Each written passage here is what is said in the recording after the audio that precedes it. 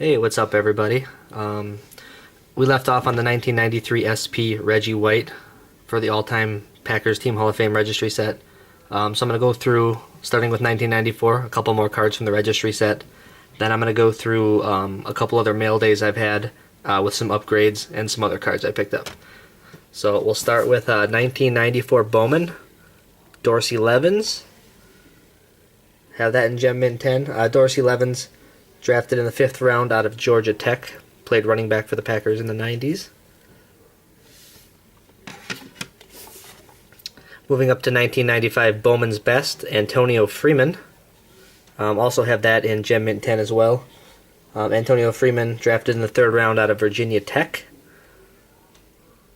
And also in Bowman's Best Blue, we have William Henderson. This one I have in a grade of a 9. I have not been able to find this one at a 10 to this point. The past two cards, the Freeman and the Levens, I picked up off eBay, and the William Henderson here, I actually subbed myself and got a 9. Here's another card that I subbed myself. Moving up ahead, 1996 Gilbert Brown. 1996 Topps, have that in Gem Mint 10.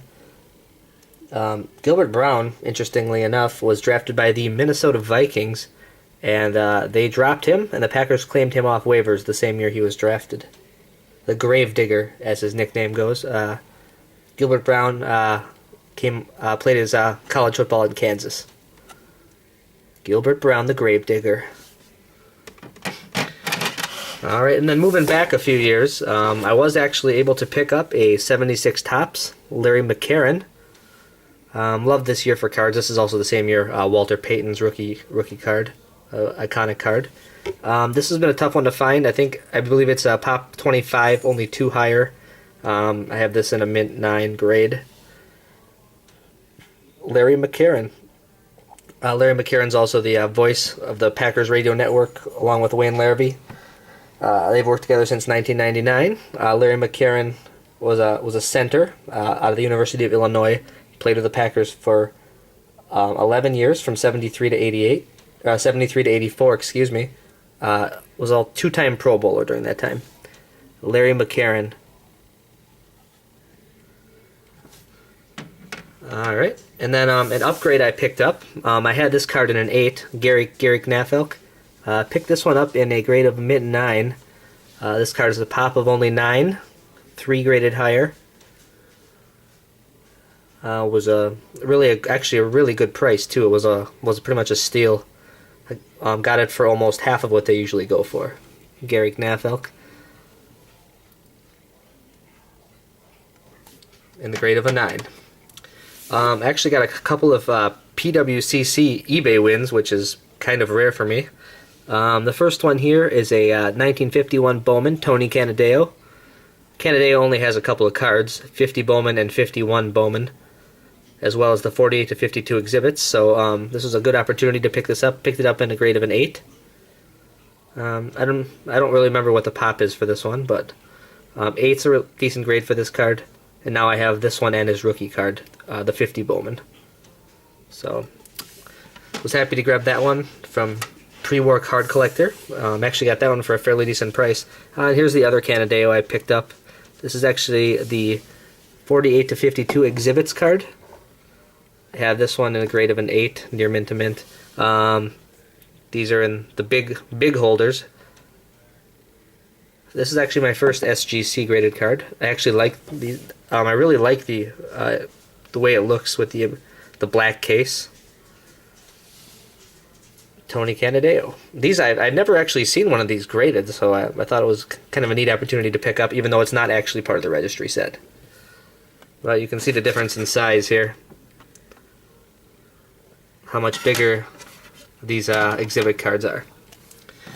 Alright, then moving on, I actually filled another hole in the set. Here's a card I've been looking for, 1977 Touchdown Club, Cecil Isbell. This one in the grade of a 5. Got this one from a friend who's also doing the set. Thanks to Troy Gillett, who sent this one up to me. And I'm actually happy to have it in any grade, because I've had a hell of a time trying to find this card.